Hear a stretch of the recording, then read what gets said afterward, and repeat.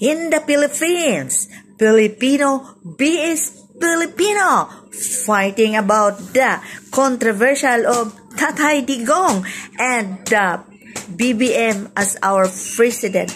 I really don't know what is the real, because they are fighting each other at wala akong pakialam, nasa tabi lang ako at nasa gitna lang ako. Sino ba talaga ang totoo? Yung mga nag-post ng mga fake videos or maghintay na lang tayo sa mga desisyon ng Netherlands or ICC? Ano ba talaga ang mas matimbang sa inyo? Yung cartel or yung bangag?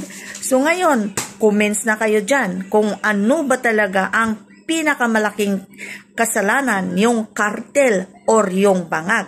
Kasi in my mind, I really don't know.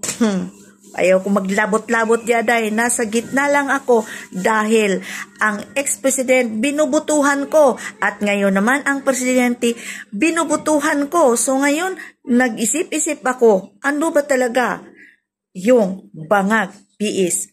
cartel? So, mag-comments na kayo sa baba kung ano ba talaga, ha? Huwag mag-away-away, Pilipino lang tayo, daidong.